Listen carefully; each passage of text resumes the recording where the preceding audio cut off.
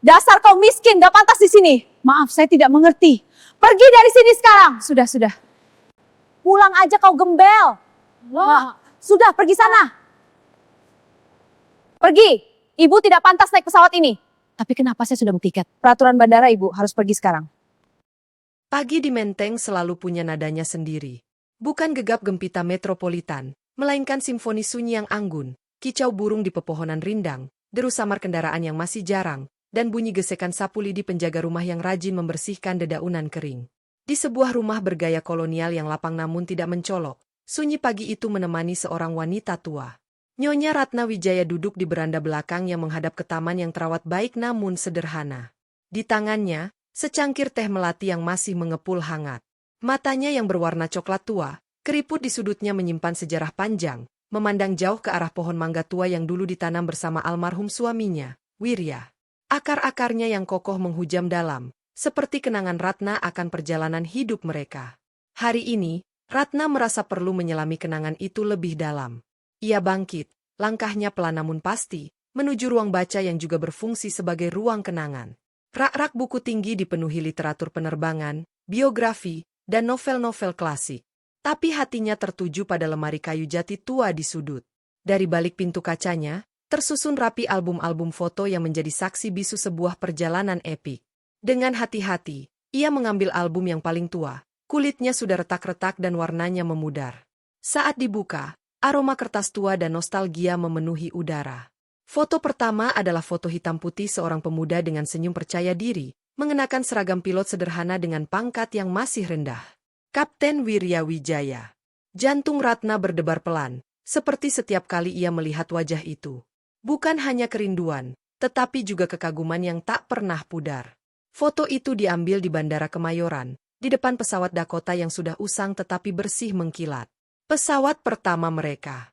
Ratna masih ingat bagaimana ia, seorang guru sekolah dasar yang tak tahu apa-apa tentang bisnis, berdiri di samping Wirya, jantung berdebar kencang menantikan penumpang pertama.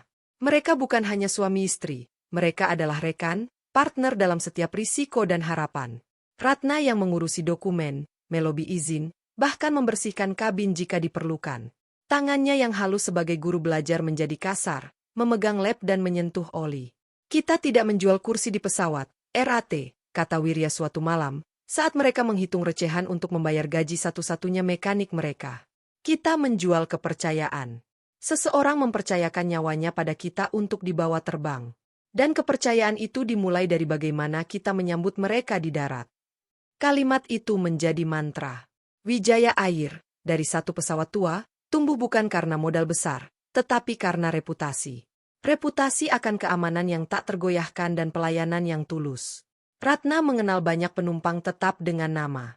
Ia tahu Tuan Hasan suka duduk dekat jendela, bahwa Nyonya Linda butuh selimut ekstra karena selalu kedinginan, bahwa keluarga Lai selalu membawa anak kembar mereka yang rewel dan perlu susu hangat. Mereka bukan angka, mereka adalah manusia.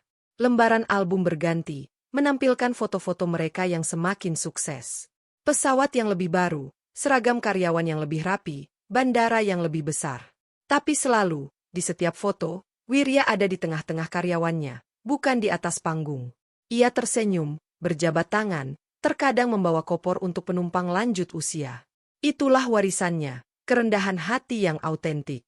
Halaman terakhir album adalah foto terakhir mereka berdua sebelum Wirya berpulang. Wajahnya sudah lebih berkerut, rambutnya memutih, tetapi pelukan mereka masih sama hangatnya.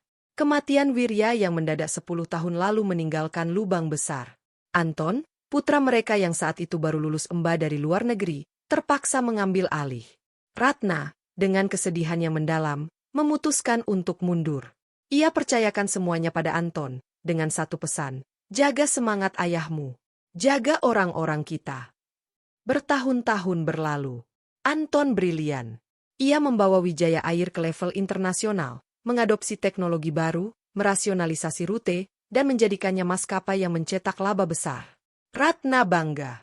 Tapi dari balik ketenangan rumahnya di Menteng, telinganya yang peka menangkap sesuatu yang berbeda. Bukan dari laporan keuangan, tetapi dari percakapan-percakapan kecil. Saat Anton datang untuk makan malam mingguan, kecerahannya seringkali diiringi keluhan halus. Staf baru sekarang, Bu. Pintar-pintar, lulusan bagus, tapi kayaknya, Kurang hati, ujarnya suatu kali sambil menyisakan nasi di piring. Atau, aku dapat email dari keluarga yang anak autisnya merasa tidak nyaman karena dilihatin oleh pramugari. Bukan ditolong, malah dijudge. Setiap keluhan kecil itu seperti jarum halus menusuk hati Ratna. Ia mengingat prinsip Wirya, setiap penumpang adalah tamu. Apakah mereka masih memperlakukan tamu dengan baik?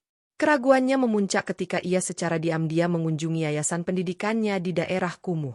Seorang ibu yang anaknya dibantu beasiswa bercerita dengan mata berbinar bagaimana anaknya sekarang bekerja. Alhamdulillah, Nyonya, dia jadi cleaning service di bandara, di terminal untuk penerbangan internasional. Tapi, ibunya menghela napas. Katanya, dia sering lihat pramugari-pramugari yang cantik itu menghina penumpang yang kayak kami, Nyonya. Yang pakaiannya sederhana. Sedih, ya. Diliatin dari ujung kepala ke ujung kaki. Kata-kata itu membekas. Ratna tidak bisa lagi hanya diam. Training dan seminar tidak akan mengubah hati yang sudah penuh prasangka. Ia perlu melihat sendiri. Ia perlu merasakan sendiri. Sebuah tekad, diam dan kuat, mengkristal dalam dirinya. Ia akan menjadi penumpang untuk satu kali penerbangan. Bukan sebagai Nyonya Ratna Wijaya, pemilik saham utama, tetapi sebagai Nenek Ratna, seorang perempuan tua biasa, mungkin bahkan terlihat lusuh. Rencana itu disusun dengan cermat. Ia memesan tiket kelas utama secara online untuk penerbangan ke Singapura esok hari. Kelas utama, karena standar pelayanan tertinggi harusnya universal. Anton tidak boleh tahu. Ia bicara pada pembantu dan penjaga rumahnya bahwa ia akan pergi ke villa sahabatnya di puncak selama 2 hari. Hanya satu orang yang ia beritahu, Pak Dharma, sopirnya yang telah setia sejak zaman Wirya, pria berusia 60 tahun yang tutup mulutnya seperti batu. Pak Dharma akan mengantarnya, menunggu di Singapura, dan membawanya pulang. Sore itu, Ratna membuka lemari pakaian lamanya. Di balik gaun-gaun sederhana namun berkualitas, tersimpan pakaian-pakaian dari masa lalu yang tidak pernah ia buang. Sebuah blus katun biru tua yang sudah pudar warnanya, dengan kerah yang sedikit aus. Sebuah kain sarung batik tulis yang motifnya sudah tidak tajam lagi, pemberian ibunya dulu. Ia juga menemukan sepasang sandal jepit kulit yang nyaman. Ia mengeluarkan pula sebuah tas kain anyaman yang agak kusut, yang dulu sering ia bawa ke pasar. Barang yang paling menyentuh adalah sebuah koper kecil beroda yang sudah usang. Koper itu pernah menemani mereka ke berbagai kota, menyimpan pakaian Wirya dan dokumen-dokumen penting. Koper itu penuh dengan kenangan. Ratna mengelusnya. Ini akan menjadi bagian dari penyamarannya. Saat malam tiba, dan lampu-lampu di taman menyala, Ratna duduk kembali di beranda. Telepon berdering. Dari layar terpancar nama, Anton. Ratna menarik napas dalam, mengondisikan suaranya menjadi rileks dan biasa saja. Halo, Nak. Bu, apa kabar? Aku baru selesai rapat. Besok ada penerbangan ke Singapura, mau cek operasional langsung. Alhamdulillah baik, Anton. Ibu juga baik. Jangan lupa makan yang teratur. Ibu besok mau ke puncak, nitip di rumahnya Ibu Titi. Mau hirup udara segar, jiwa ini butuh ketenangan. Wah, bagus itu Bu. Ibu perlu liburan. Butuh aku antar. Ah, tidak usah repot. Pak Dharma sudah siap. Kau fokus saja pada pekerjaanmu. Ingat, jangan hanya lihat angka, lihat juga orang-orangnya. Iya, Bu. Pesan ayah selalu di hati. Selamat jalan, Bu. Hati-hati. Begitu telepon ditutup, Ratna memandang langit malam yang mulai disesaki bintang. Ada rasa sesal yang kecil karena berbohong pada anaknya, tetapi rasa tanggung jawab yang lebih besar mengalahkannya. Ini untuk Wirya. Ini untuk semangat yang mereka bangun dari nol. Besok, bisiknya pada angin malam yang sepau-sepau, aku akan menjadi cermin. Akan kuperlihatkan pada mereka wajah mereka yang sebenarnya. Esok hari, di terminal yang berkilau, sebuah ujian tak terduga akan dimulai. Dan Ratna, dengan kain sarung usang dan koper tua, siap menjadi pengujinya. Ia tidak mencari kesalahan. Dalam lubuk hatinya, ia justru berharap ia salah. Berharap bahwa Wijaya Air masih menjadi maskapai yang ayahnya banggakan.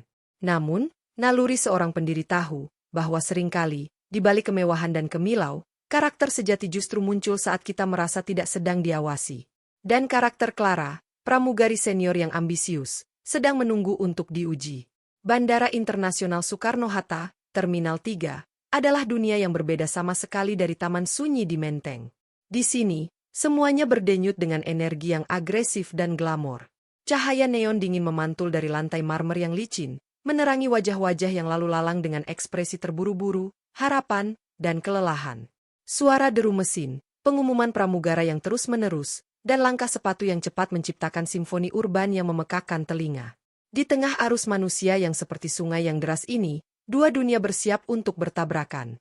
Di ruang istirahat awak kabin Wijaya Air, Clara berdiri di depan cermin panjang, menatap refleksinya dengan kepuasan yang mendalam.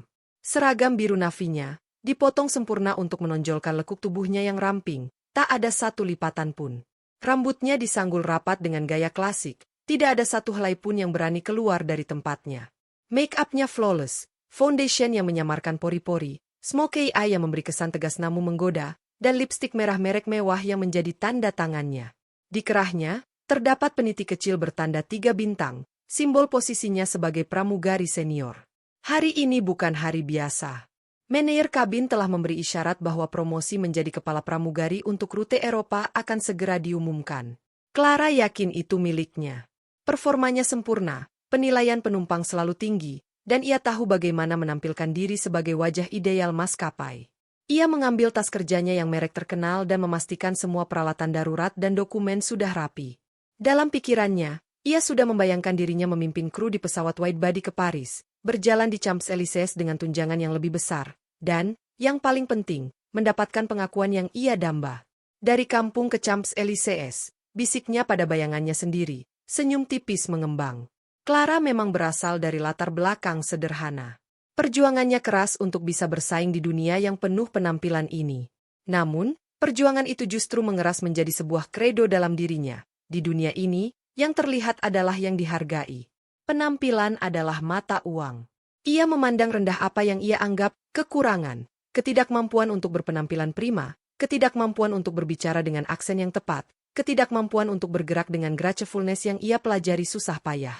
Sementara itu, di depan pintu keberangkatan terminal, sebuah mobil sedan tua yang terawat baik berhenti. Pak Dharma, dengan wajah serius, membantu Nyonya Ratna keluar. Saat Ratna berdiri, menyesuaikan mata dengan keramaian, transformasinya hampir sempurna. Ia mengenakan blus katun pudar dan kain sarung yang sudah luntur. Di bahunya, ia menggantungkan tas anyaman yang sudah kusam. Tangannya memegang erat koper tua beroda yang salah satu rodanya kadang macet dan berbunyi mencicit.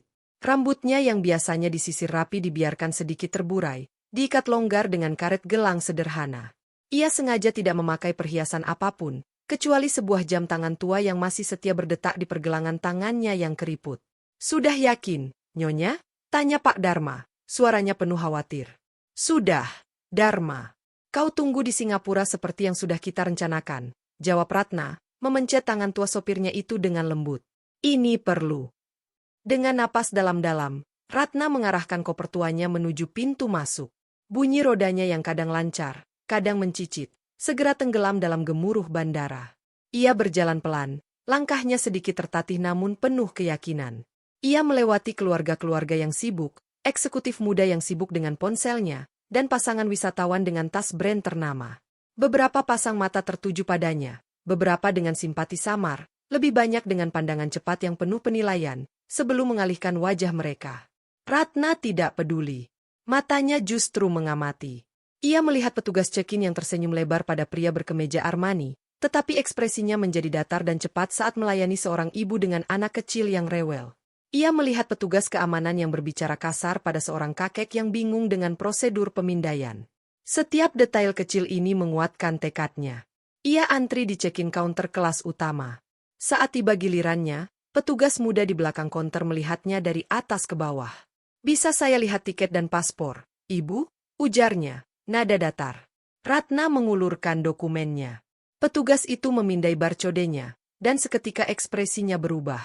Di layar komputernya, tertulis jelas, Ratna Wijaya. Class, first. Status, Gold Diamond, Higestier. Dia terkesiap, matanya membesar. Ia melihat lagi wanita tua di hadapannya, lalu kembali ke layar. Maaf, Nyonya. Ibu. Ini." Gagapnya.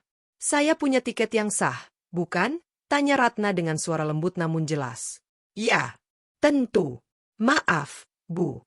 Silakan, Bu. Tempat duduk 1A sudah disiapkan. Ini boarding pass-nya. Terima kasih telah memilih Wijaya Air.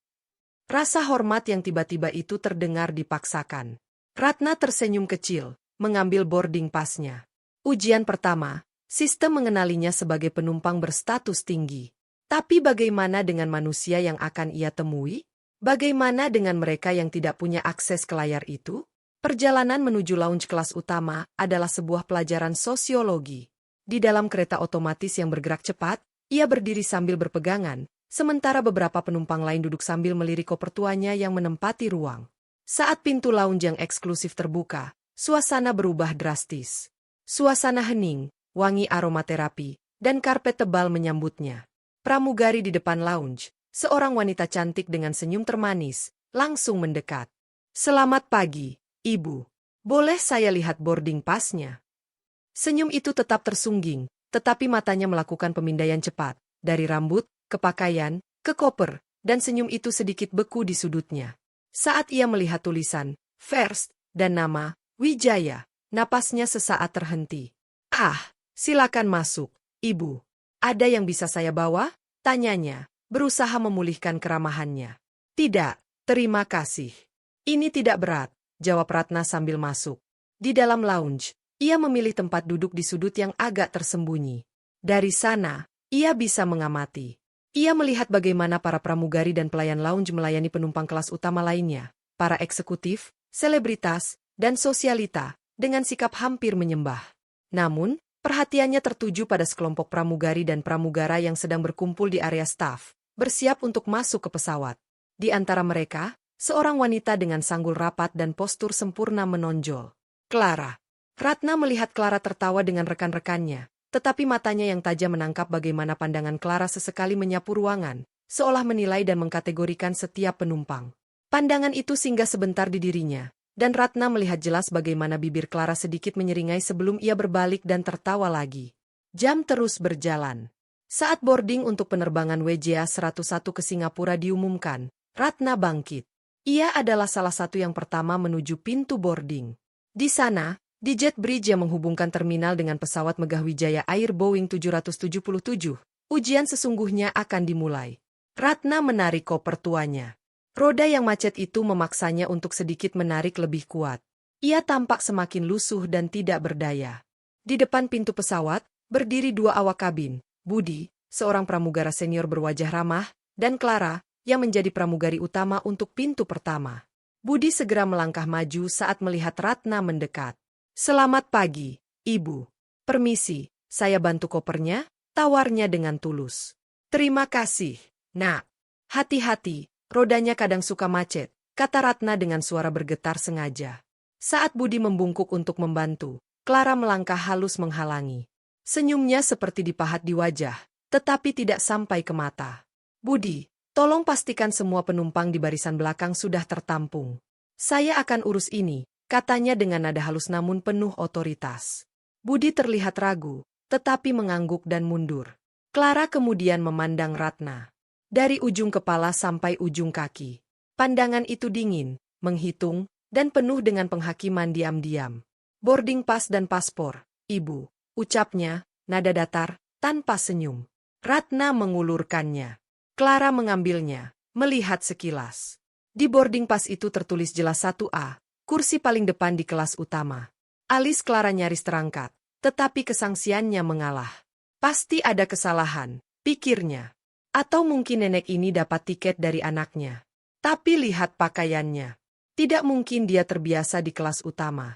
Kursi ibu ada di kelas utama, kata Clara, suaranya mengandung nada bertanya terselubung. Ya, betul, jawab Ratna sederhana. Baik, silakan masuk. Clara mengembalikan dokumennya tanpa kata-kata tambahan.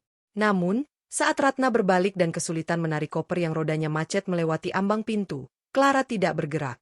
Ia hanya berdiri, tangan terlipat di depan, menonton dengan ekspresi campuran antara jijik dan superioritas. Ratna akhirnya berhasil dengan sedikit tersandung. Koper tua seperti itu seharusnya di check-in. Ibu, bisa mengganggu penumpang lain di kabin, Komentar Clara dengan suara yang cukup keras untuk didengar Ratna dan beberapa penumpang di belakangnya yang sudah mulai antri. Saya simpan di kabin saja, tidak mengambil tempat orang, jawab Ratna lemah. Clara tidak menanggapi. Ia sudah berpaling, menyambut penumpang berikutnya, sepasang bule kaya raya, dengan senyum yang tiba-tiba menjadi sangat cerah dan suara yang merdu.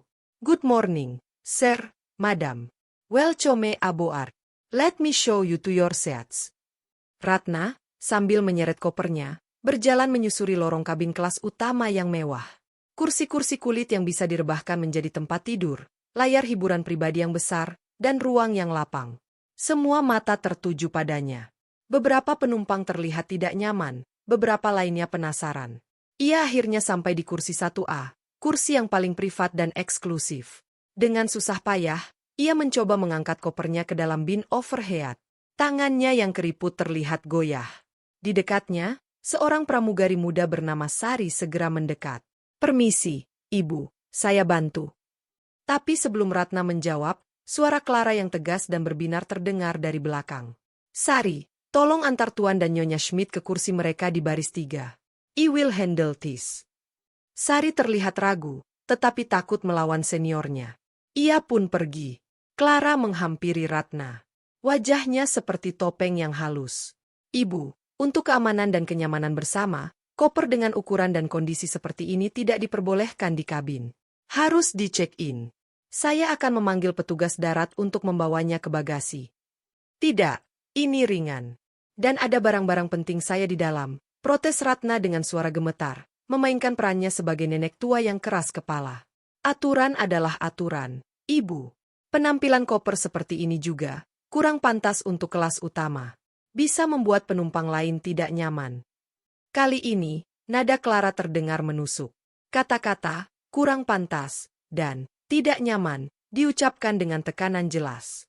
Ratna memandang Clara. Di balik keramahan palsu dan senyum terkekang itu, ia melihat sebuah jiwa yang telah terkontaminasi oleh kesombongan dan penilaian dangkal.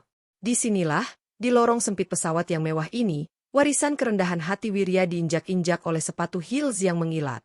Jadi, saya harus turun, tanya Ratna, membuat suaranya terdengar putus asa. Sementara, Ibu, hanya untuk menitipkan koper ini. Pesawat akan segera berangkat.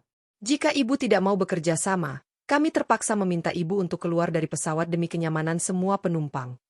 Ancaman itu halus, namun jelas.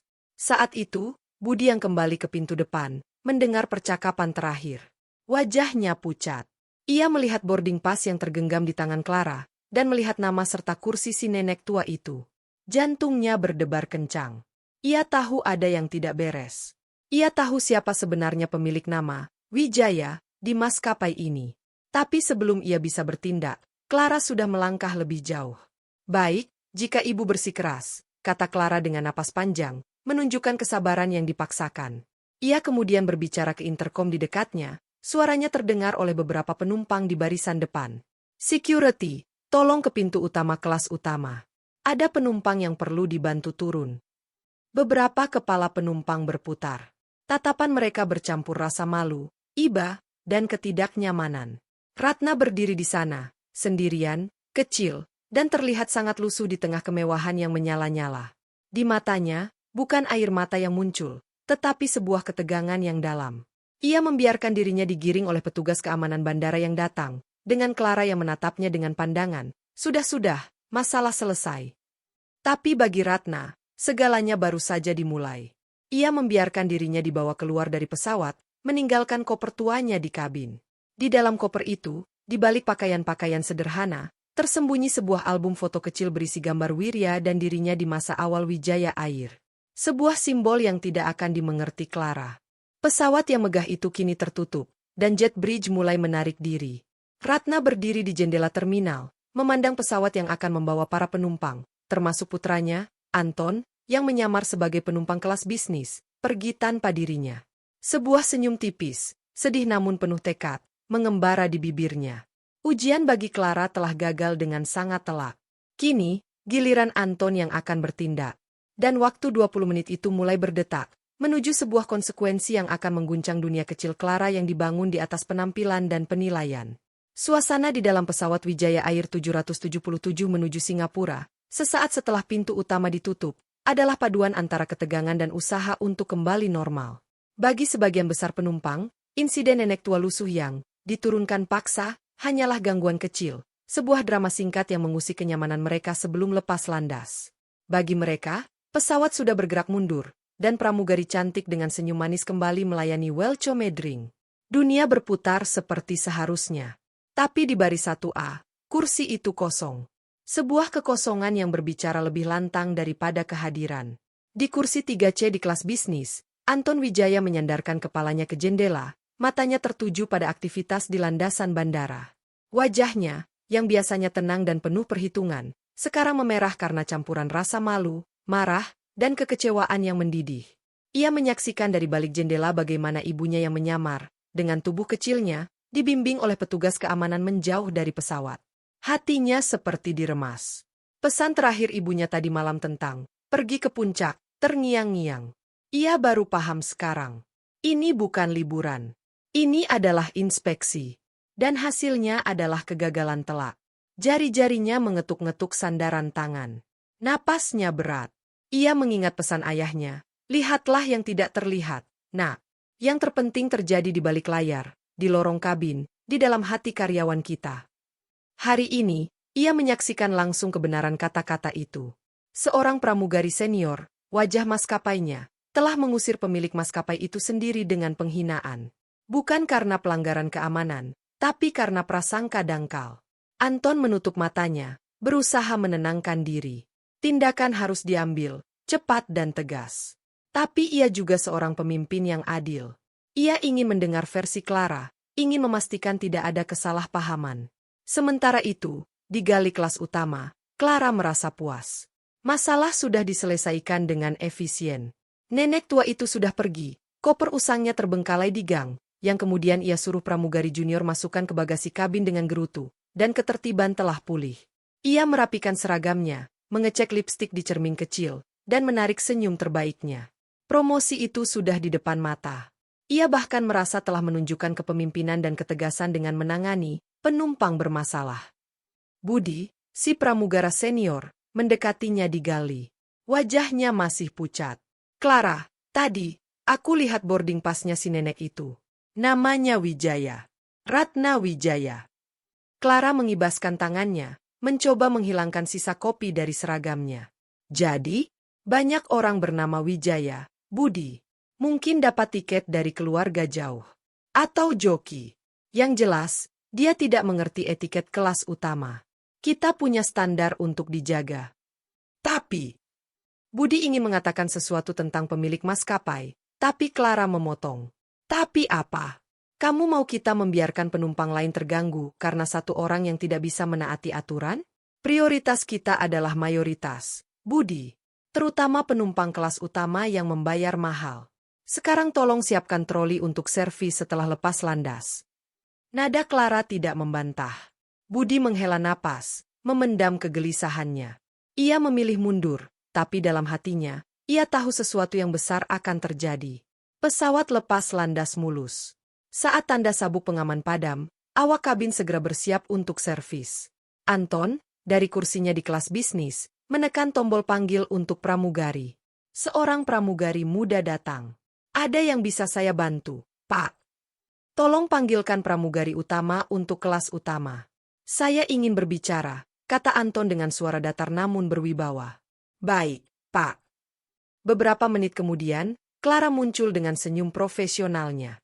Ia mengenali Anton sebagai penumpang kelas bisnis yang terlihat sukses. Wajahnya cocok dengan foto direktur yang pernah ia lihat sekilas di majalah internal, tapi dengan kacamata dan sedikit perubahan gaya rambut, ia tidak langsung mengenalinya. Selamat siang, Pak. Saya Clara, pramugari utama kabin. Ada yang bisa saya bantu? Anton mengangkat matanya. Pandangannya tenang, namun seperti es. Tolong ambilkan koper yang tadi dibawa penumpang di 1A yang diturunkan paksa tadi. Bawa ke sini. Clara tersentak. Maaf, Pak. Koper itu sudah kami amankan di bagasi kabin. Dan penumpang tersebut. Saya tahu penumpang tersebut diturunkan. Saya ingin melihat koper itu. Sekarang. Anton tidak meninggikan suara, tetapi setiap kata mengandung tekanan yang tak terbantahkan. Clara merasa tidak nyaman. Pak, itu adalah barang milik penumpang yang sudah tidak berada di pesawat. Prosedurnya, kami harus menyerahkannya ke pihak bandara di tujuan. Ini adalah pesawat Wijaya Air. Dan saya meminta untuk melihat koper itu. Apakah ini permintaan yang sulit, Nona? Anton melepas kacamatanya. Mata birunya yang tajam itu menatap langsung ke arah Clara. Sekarang, Clara mulai merasakan getaran ketakutan yang kecil. Ada sesuatu dalam sikap pria ini yang melampaui sekadar penumpang yang ingin ikut campur. Ia mengangguk kaku. Baik, Pak. Saya akan ambilkan. Beberapa menit kemudian, Clara kembali dengan koper tua yang compang-camping itu. Anton memintanya meletakkannya di kursi kosong di sebelahnya. Dengan hati-hati, ia membuka kunci koper, kunci yang sederhana. Di dalam, tumpukan pakaian katun sederhana dan sebuah album foto kecil. Anton membuka album itu. Halaman pertama adalah foto pernikahan orang tuanya. Foto hitam putih itu tak mungkin dipalsukan. Jantungnya berdebar kencang. Ia membalik halaman. Ada foto ibunya yang masih muda berdiri di depan pesawat Dakota. Foto ayahnya sedang melayani penumpang. Foto dirinya yang masih kecil di kokpit. Ia menutup album dengan perlahan. Wajahnya seperti batu. Ia mengangkat pandangannya kepada Clara, yang berdiri di sana dengan rasa tidak sabar dan bingung yang semakin menjadi. Kamu tahu siapa pemilik koper ini, Nona Clara? Tanya Anton, suaranya rendah. Seorang penumpang, yang namanya tercatat di boarding pass sebagai Ratna Wijaya, Pak. Dan apa hubungan nama, Wijaya, dengan maskapai ini, menurut kamu? Clara sedikit gugup. Saya tahu keluarga pendiri maskapai ini bernama Wijaya, Pak. Kamu tahu, ulang Anton, dengan nada yang membuat kata itu terdengar seperti penghinaan. Tapi pengetahuan itu tidak menggerakkanmu untuk menunjukkan rasa hormat, atau setidaknya keraguan, sebelum kamu mengusir seorang wanita tua dengan alasan penampilan tidak pantas? Clara merasa darahnya mengalir deras ke wajahnya. Mulutnya kering. Saya hanya menjalankan prosedur, Pak, untuk kenyamanan semua penumpang. Prosedur apa yang mengatakan kamu boleh menghina dan mengusir seorang penumpang kelas utama dengan alasan subjektif seperti penampilan? Anton memotong, suaranya mulai meninggi, namun tetap terkendali. Kamu memutuskan sendiri bahwa dia tidak pantas. Kamu memandangnya dari atas ke bawah. Kamu tidak membantunya. Kamu malah memanggil security. Itu bukan prosedur, Nona Clara. Itu kesombongan. Beberapa penumpang di sekitar mereka mulai mendengarkan. Budi, yang berdiri di dekat Gali, menutup matanya, tahu bahwa badai telah datang. Tapi, dia mengganggu. Clara mencoba membela diri. Dia adalah Nyonya Ratna Wijaya. Ibu saya. Pemilik saham mayoritas dan istri dari almarhum pendiri Wijaya Air. Wanita yang kamu usir dengan hinaan adalah wanita yang telah membangun fondasi maskapai ini, dengan darah, keringat, dan air mata, bersama ayah saya. Kata-kata itu menghunjam seperti palu godam. Clara terpana. Kakinya seperti melekat di karpet. Wajahnya yang sempurna itu pucat pasi, lipstik merahnya terlihat mencolok seperti luka. Tidak mungkin. Gumamnya. Lihat album ini. Anton membuka album dan menunjukkan foto-foto itu. Ini adalah sejarah yang kamu injak-injak dengan sepatumu yang mengilat. Kamu pikir kami membangun maskapai ini untuk melayani orang-orang seperti kamu yang hanya melihat kulit luar? Ayah saya memulai dari nol. Ibuku dulu membersihkan toilet pesawat sendiri. Mereka melayani setiap penumpang seperti keluarga. Dan kamu. Anton menghela napas panjang, rasa kecewanya begitu dalam. Kamu adalah representasi dari apa yang mereka takutkan. Sebuah jiwa yang telah kehilangan hati. Clara terdiam. Tidak ada kata-kata yang bisa keluar. Rasa malu, panik, dan ketakutan yang luar biasa menyelimutinya. Promosi, karir, semuanya lenyap dalam sekejap. Yang tersisa adalah bayangan kehancuran. Kembali ke posisimu. Lakukan tugasmu melayani penumpang lain untuk sisa penerbangan ini, perintah Anton. Setelah kita mendarat, kamu akan menghadapi konsekuensinya. Anton kemudian berdiri, mengambil interkom awak kabin. Ia menekan tombol untuk berbicara kepada seluruh penumpang. Para penumpang Wijaya Air yang terhormat, ini adalah Anton Wijaya, Direktur Utama Maskapai. Saya ingin menyampaikan permohonan maaf yang sedalam-dalamnya atas insiden yang terjadi sebelum lepas landas. Seorang penumpang kami yang sangat dihormati diperlakukan dengan tidak pantas oleh salah satu awak kabin kami. Perilaku tersebut sama sekali tidak mencerminkan nilai-nilai yang menjadi fondasi Wijaya Air. Tindakan tegas sedang diambil. Kami berkomitmen untuk memberikan pelayanan terbaik dengan penuh hormat kepada setiap penumpang, tanpa pengecualian. Terima kasih atas pengertian Anda. Suasana di kabin menjadi hening sejenak, lalu riuh rendah dengan bisikan-bisikan. Penumpang yang tadinya acuh tak acuh, kini melihat ke arah Clara dengan pandangan baru. Rasa malu yang dialami Ratna kini berpindah ke pundak Clara, 100 kali lebih berat. Clara berjalan tertatih kembali ke gali kelas utama. Tangannya gemetar. Semua ilusi tentang dirinya, tentang kecantikan, kompetensi, dan superioritasnya, runtuh berantakan. Ia melihat keluar jendela pada awan-awan putih yang lalu lalau. Pemandangan yang biasanya ia anggap sebagai simbol kebebasannya terbang tinggi, kini terasa seperti penjara yang bergerak menuju takdir yang telah ia ukir sendiri dengan tangannya. 20 menit sejak lepas landas, tapi bagi Clara, waktu seakan telah berhenti pada detik ia memandang sinis pada nenek tua berblus katun pudar itu. Setiap detik sejak itu adalah hitungan mundur menuju kejatuhannya. Dan ia tahu, saat roda pesawat menyentuh landasan di Changi, hidupnya akan berubah selamanya. Pesawat Wijaya Air 777 meluncur turun melalui lapisan awan tebal yang menyelimuti Singapura. Di dalam kabin, lampu tanda sabuk pengaman telah menyala, menandakan persiapan untuk mendarat. Suasana yang biasanya diisi dengan aktivitas bersiap-siap, kali ini diwarnai oleh keheningan yang tegang dan bisikan-bisikan yang tidak habis-habisnya mengenai pengumuman sang direktur utama. Di gali kelas utama, Clara berdiri membelakangi lorong, tangan berpegangan erat pada tepi wastafel stainless steel. Wajahnya yang pucat tercermin samar-samar pada permukaan logam yang mengilap. Bayangan itu menunjukkan seorang wanita yang hancur. Riasan matanya sedikit luntur, membentuk lingkaran hitam samar di bawah mata yang biasanya sempurna. Bibirnya, yang masih mempertahankan warna merah merek mahal, terlihat kering dan pecah-pecah. Ia menatap kosong ke dinding pesawat, tetapi yang ia lihat adalah tatapan sinisnya sendiri pada sosok nenek Ratna, dan kemudian wajah Anton Wijaya yang dingin dan kecewa. Setiap detail itu berputar-putar di kepalanya, membentuk pusaran rasa malu dan ketakutan yang mencekik. Budi, dengan wajah serius, mendekatinya. Suaranya rendah, hampir seperti desahan. Clara, apa yang kau pikirkan saat itu? Clara tidak menjawab. Ia hanya menggigit bibirnya.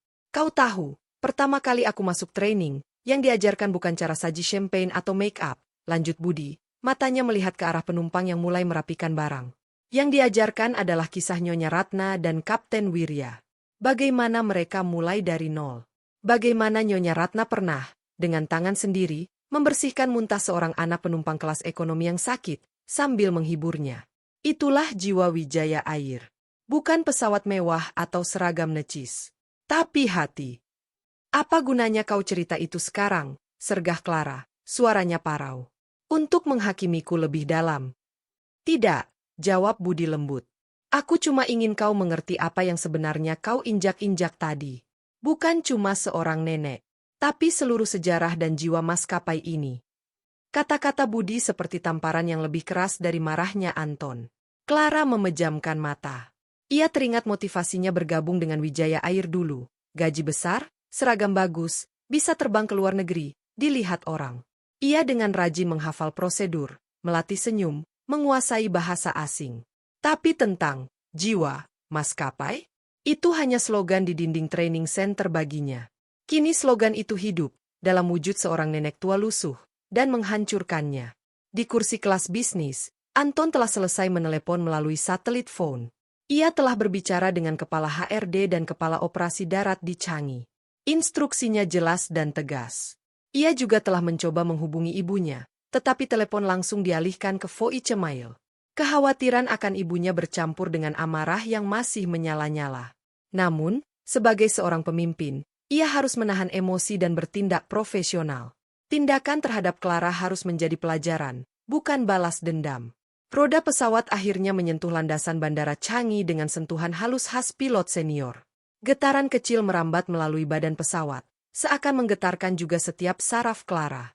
Saat pesawat berhenti di gate dan pintu utama terbuka, suasana genting mencapai puncaknya. Bukan petugas bandara yang pertama masuk, melainkan dua orang pria berkemeja rapih dengan ID kartu Wijaya Air yang tergantung di leher.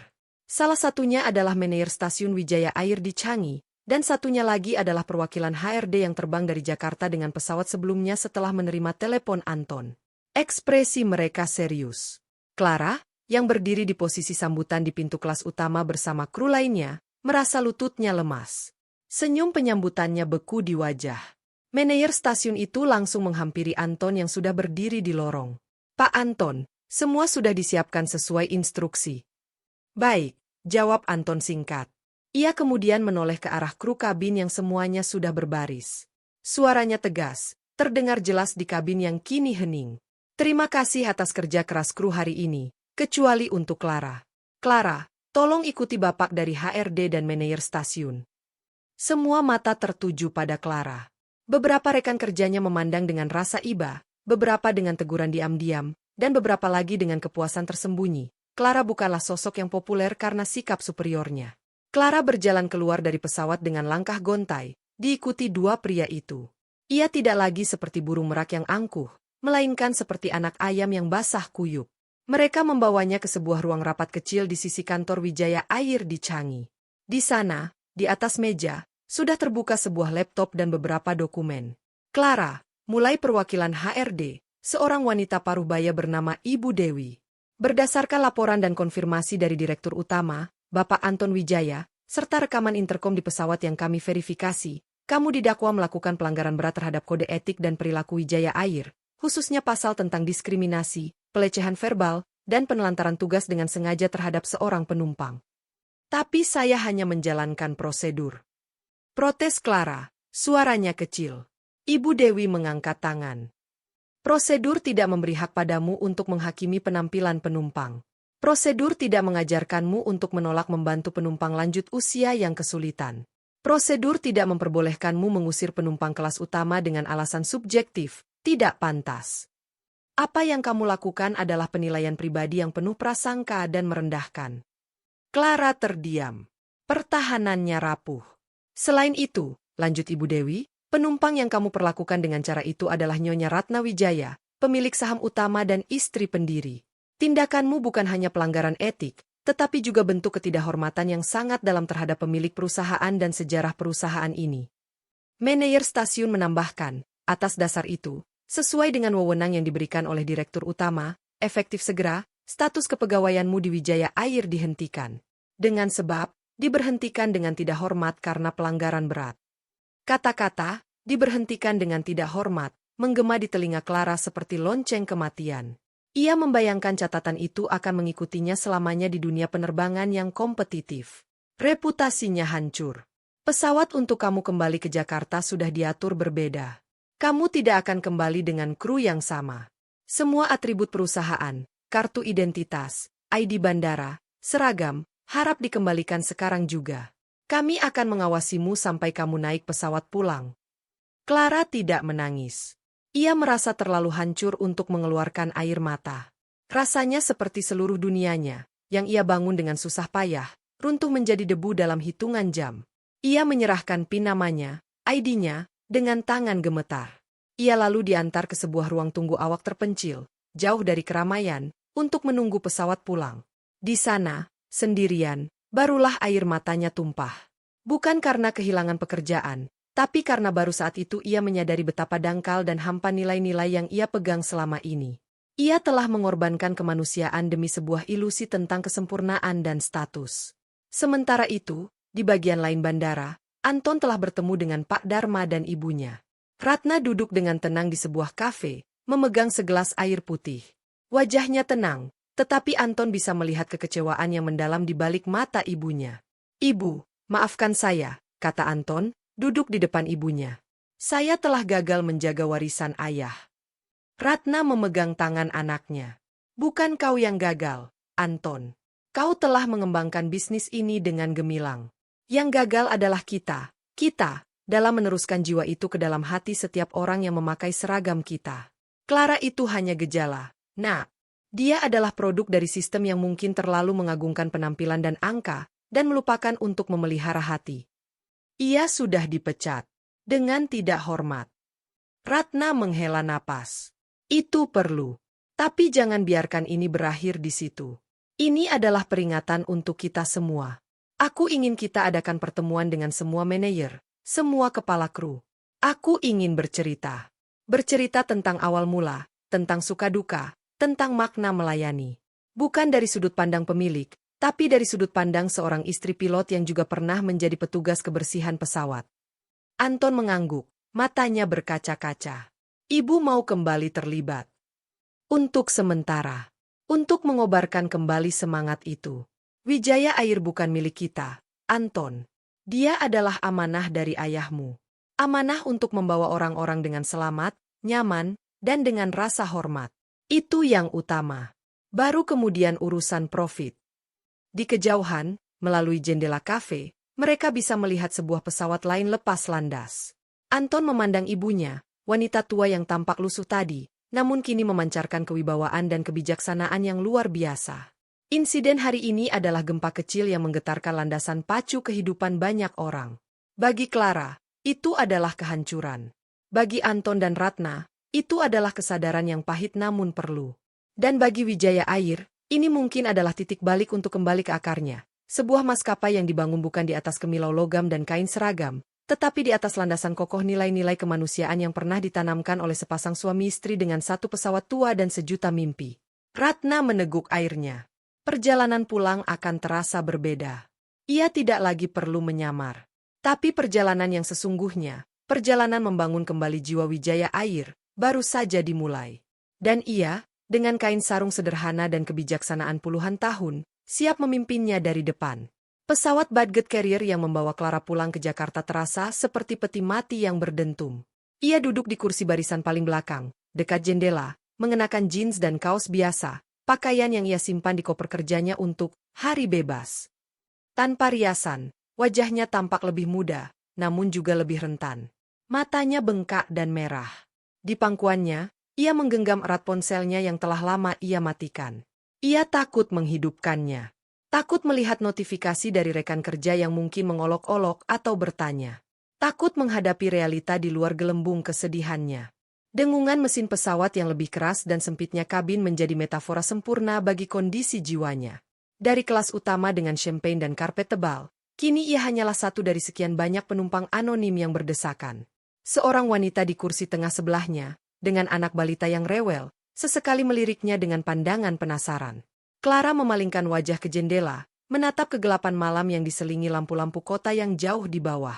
Setiap cahaya itu seperti ingatan yang menyakitkan, lampu-lampu bandara tempat karirnya bersinar, lampu-lampu kota yang ia kunjungi dengan bangga, lampu-lampu panggung saat ia menerima penghargaan karyawan terbaik. Pikiran tak terkendali melayang pada pertanyaan-pertanyaan yang menghantam. Apa yang akan kukatakan pada orang tuaku? Bagaimana caranya membayar cicilan apartemen kecil yang kubanggakan itu? Siapa yang akan mempekerjakan seorang pramugari yang dipecat dengan tidak hormat karena menghina pemilik perusahaan? Rasa panik mulai menjalar, menggantikan rasa malu.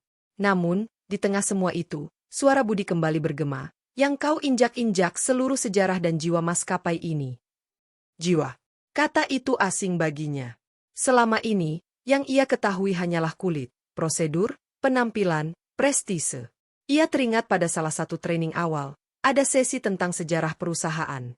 Saat itu, ia sibuk melatih senyum di kaca kecilnya, hanya mendengarkan sepenggal-sepenggal. Seorang instruktur tua bercerita tentang pendiri yang selalu mengingat nama anak para penumpang. Clara menganggapnya sebagai cerita usang yang tidak relevan.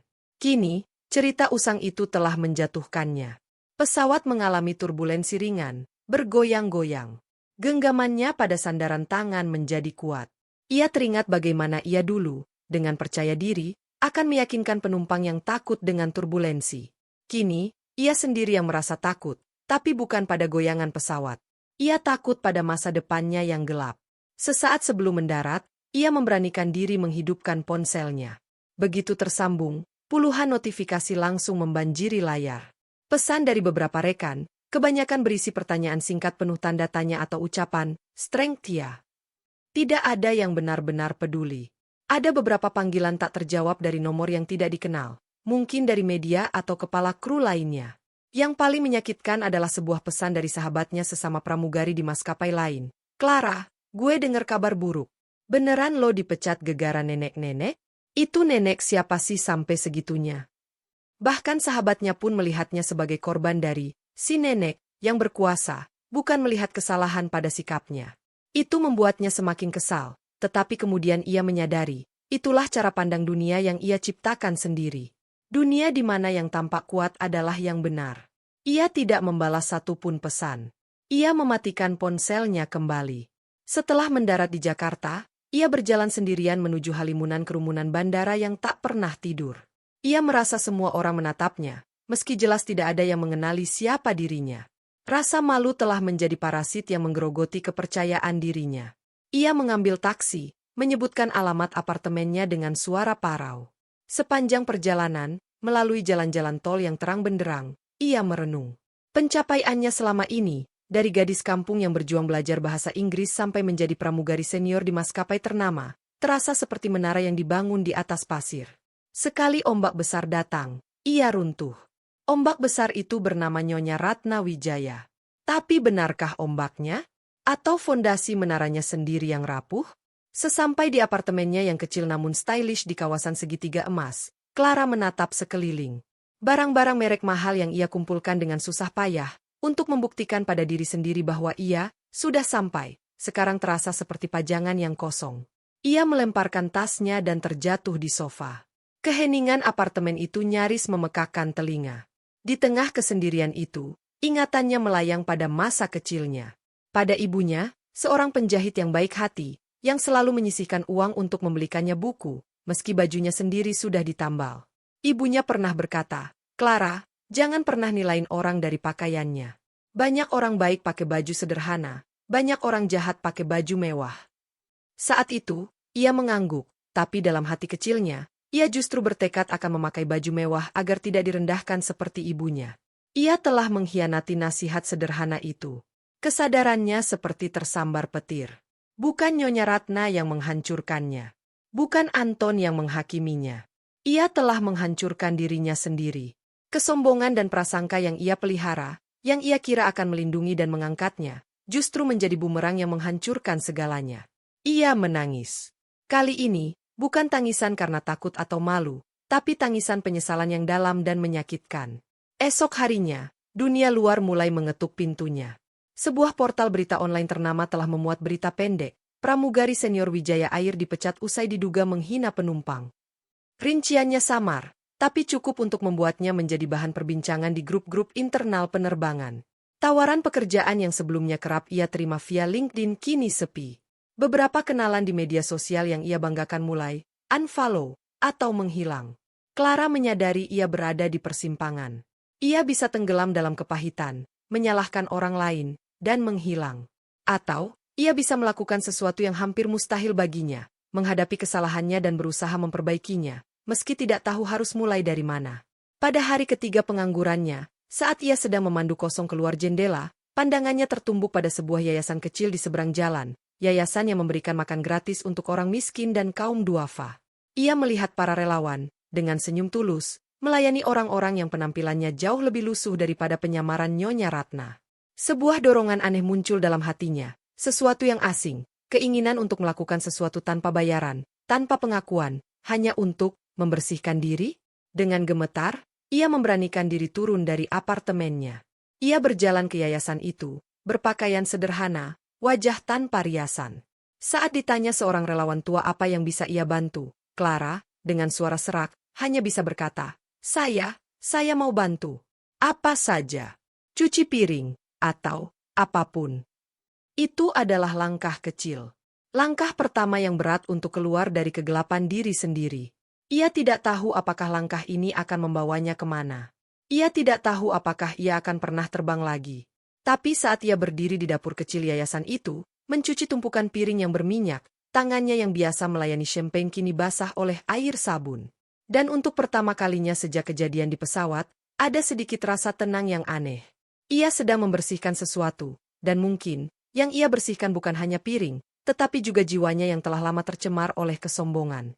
Perjalanan pulihnya akan panjang dan penuh duri, tetapi langkah pertama, meski dalam ketidakpastian, telah ia ambil. Di langit, pesawat-pesawat Wijaya Air terus berlalu lalang, membawa kisah yang berbeda-beda. Dan di tanah, seorang wanita yang jatuh mulai belajar, dengan cara yang pahit, bahwa sebelum terbang tinggi, seseorang harus memahami makna sejati dari berdiri di tanah dengan rendah hati. Minggu-minggu setelah insiden di Bandara Changi adalah periode transformasi bagi Wijaya Air. Jika sebelumnya Anton Wijaya fokus pada grafik pertumbuhan dan ekspansi rute, kini fokusnya bergeser ke sesuatu yang lebih dalam dan fundamental, jiwa perusahaan. Di ruang rapat utama kantor pusat Wijaya Air, sebuah pertemuan penting digelar. Yang hadir bukan hanya jajaran direksi dan manajer senior, tetapi juga para kepala kru, instruktur training, dan perwakilan pramugari serta pramugara senior. Suasana hening dan hikmat. Di depan ruangan, berdiri Nyonya Ratna Wijaya. Ia tidak mengenakan pakaian mewah, hanya kebaya sederhana berwarna krem dan kain batik yang tidak mencolok. Namun, kewibawaannya memenuhi seluruh ruangan. Di depannya, di atas meja, terbaring sebuah album foto besar yang sama dengan yang ada di koper tua, dan sebuah model pesawat Dakota yang sudah usang. Saudara-saudara sekalian, suara Ratna lembut namun jelas, terdengar hingga ke sudut ruangan paling belakang. Sebelum kita membahas angka penjualan, load factor, atau profit margin kuartal ini, izinkan saya bercerita. Bukan sebagai pemilik saham, tapi sebagai seorang istri, seorang ibu, dan seseorang yang dulu juga pernah menjadi staf paling rendah di maskapai ini. Ia membuka album foto, menunjukkan gambar pertama, foto dirinya dan Wirya yang masih muda, berdiri di depan pesawat Dakota yang catnya sudah mengelupas. Ini awal segalanya. Satu pesawat bekas. Saya masih ingat, untuk penerbangan perdana, hanya ada 3 penumpang.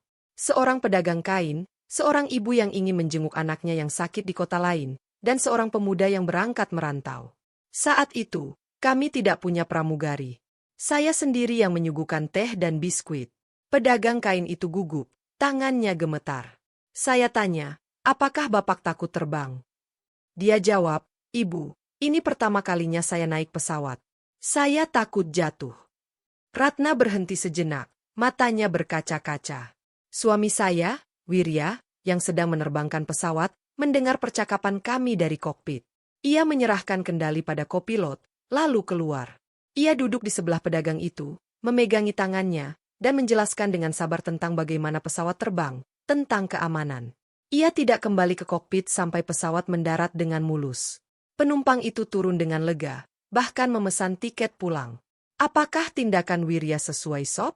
Tidak. Apakah itu risiko keamanan? Tapi itu adalah keputusan dari hati. Bagi kami saat itu, setiap penumpang adalah tanggung jawab moral, bukan sekadar nomor tiket. Dia membalik halaman. Foto-foto berikutnya menunjukkan perjalanan mereka. Ratna yang sedang membersihkan kabin, Wirya yang sedang membantu seorang nenek menaiki tangga pesawat, foto karyawan pertama mereka yang terdiri dari 5 orang. Kami tumbuh. Dari 1 pesawat jadi 5, jadi 10.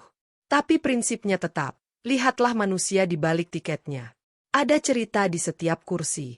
Mungkin ada seorang ayah yang terbang untuk pertama kali mengunjungi anaknya yang kuliah di luar negeri, dengan tabungan bertahun-tahun. Mungkin ada seorang anak kecil yang terbang sendirian karena orang tuanya bercerai. Mungkin ada seorang duda tua yang terbang untuk melupakan kesedihan. Tugas kita bukan cuma mengantarkan mereka dengan selamat. Tugas kita adalah membuat perjalanan mereka, betapapun singkat, terasa manusiawi. Ratna menatap audiensnya satu persatu. Beberapa waktu lalu, saya memutuskan untuk melihat sendiri, apakah prinsip ini masih hidup. Saya menyamar. Menjadi nenek tua lusuh dengan koper usang. Suara Ratna sedikit bergetar. Dan yang saya alami, adalah kekecewaan yang dalam. Saya dianggap sampah. Dilihat dengan pandangan jijik. Dianggap tidak pantas. Dan yang melakukan itu adalah salah satu wajah terdepan kita, seorang pramugari senior. Suasana ruangan semakin hening. Beberapa orang menunduk. Saya tidak marah pada dia. Saya sedih.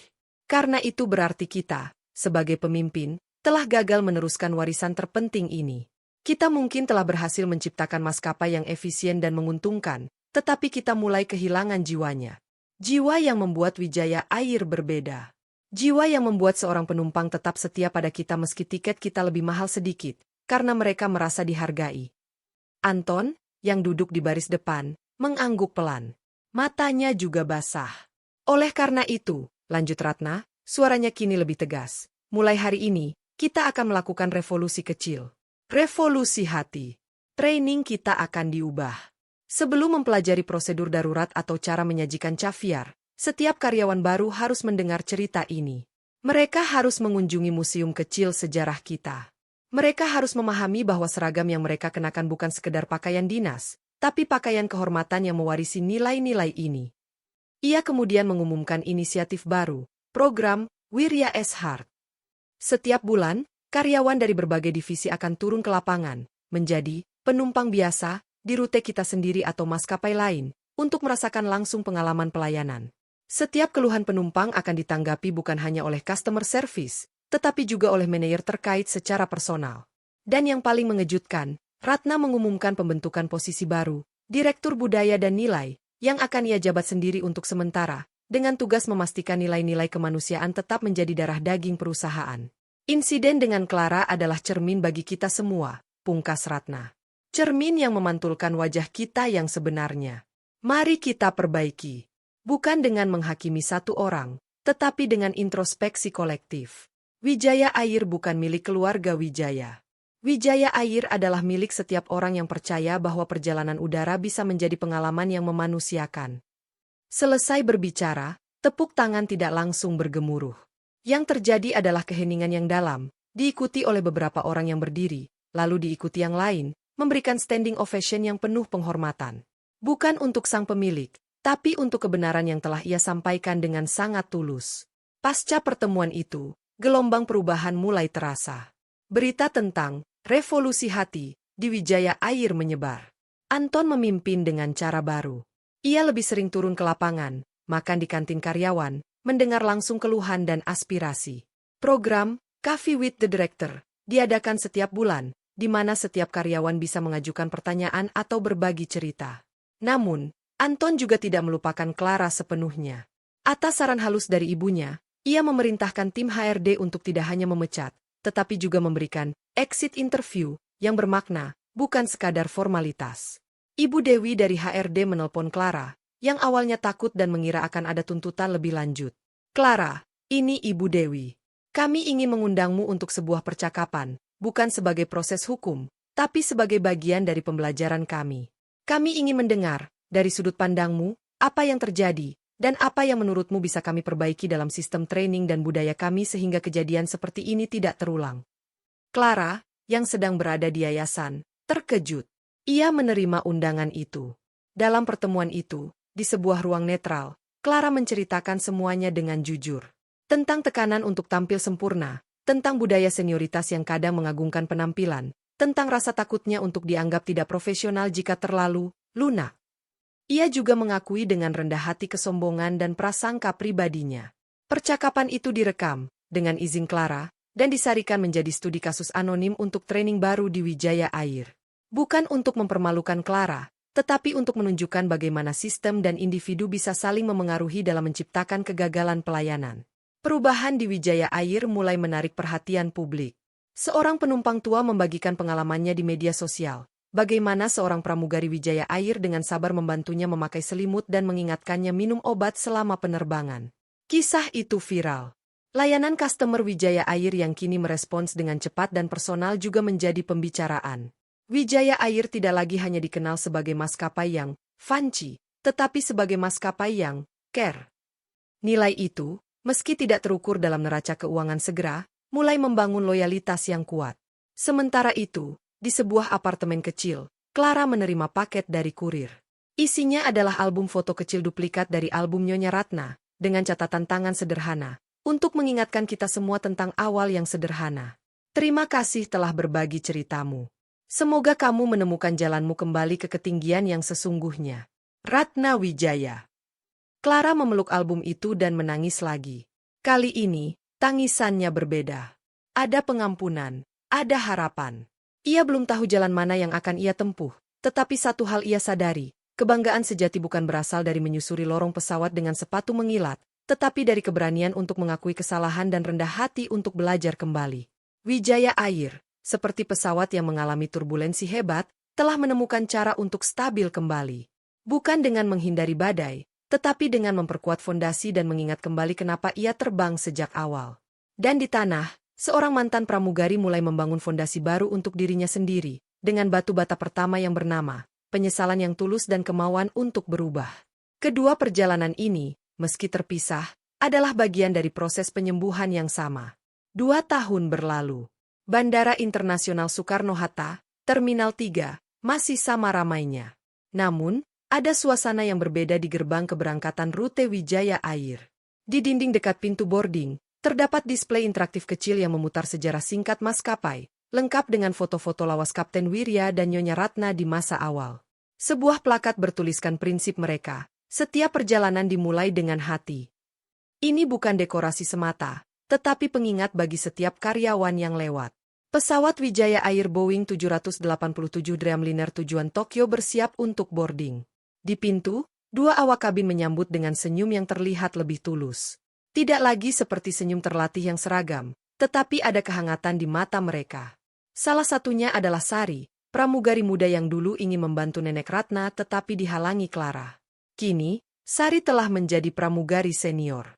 Di kerahnya, ia tak hanya mengenakan pin bintang, tetapi juga pin kecil berbentuk hati, penghargaan internal bulanan untuk karyawan yang paling mencerminkan nilai, Wirya S. Hart. Selamat pagi, silakan masuk, sapa Sari kepada seorang ibu yang membawa bayi kembar. Tanpa diminta, ia sudah menyiapkan bantuan ekstra, bantal kecil untuk ibu dan mainan lunak untuk bayi. Nanti saya bantu ibu menyiapkan botol susu hangat setelah lepas landas, ya. Suasana di dalam kabin terasa lebih rileks.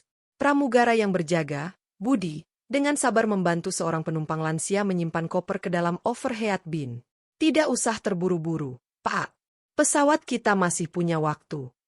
Perubahan ini adalah buah dari revolusi hati yang digaungkan Nyonya Ratna. Training Wijaya Air sekarang terkenal sangat ketat, bukan hanya pada teknik, tetapi pada empati.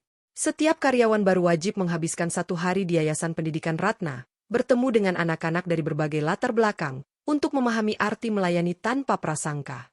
Hasilnya, tingkat kepuasan penumpang Wijaya Air melonjak, dan yang membanggakan, angka repetisi penumpang setia menjadi yang tertinggi di industri. Sementara itu, di sebuah ruang konseling anak di kawasan Jakarta Timur, suasana pagi itu tenang namun penuh makna. Seorang wanita dengan wajah bersih tanpa riasan berlebihan, rambut diikat rapi ke belakang, duduk bersila di karpet bersama 3 anak usia SD. Ia mengenakan kaos keras sederhana dan celana panjang linen. Dia adalah Clara. Setelah melalui perjalanan panjang, dari keputusasaan, kerja serabutan, hingga akhirnya menemukan panggilan, Clara kini menjadi relawan tetap dan asisten konselor di yayasan yang dulu memberinya pelipur lara. Ia mendampingi anak-anak dari keluarga pemulung dan pekerja informal, membantu mereka mengerjakan PR dan, yang lebih penting, membangun kepercayaan diri. Kak Clara, kata temanku aku bau sampah. Bisik seorang anak perempuan bernama Lala, matanya menunduk.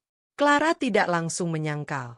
Ia menarik napas, lalu berkata lembut, "Dulu, kakak juga pernah menilai orang dari hal-hal di luar, lah. Dari pakaian, dari penampilan. Itu salah besar. Yang penting itu di sini," ia menunjuk hati Lala, "dan di sini, ia menunjuk kepala Lala. Kamu anak yang rajin dan baik. Itu yang bau harum, jauh lebih harum dari parfum apapun."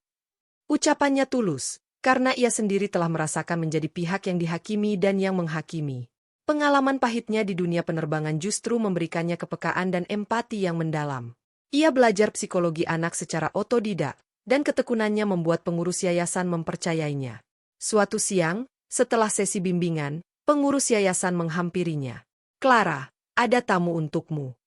Clara berjalan ke ruang tamu kecil. Saat pintu terbuka, napasnya sesaat tertahan. Di sana, duduk dengan tenang, adalah Nyonya Ratna Wijaya, ditemani seorang asisten. Wanita tua itu terlihat lebih segar, matanya tetap tajam namun kini lebih teduh. "Selamat siang, Clara," sapa Ratna, senyumnya hangat.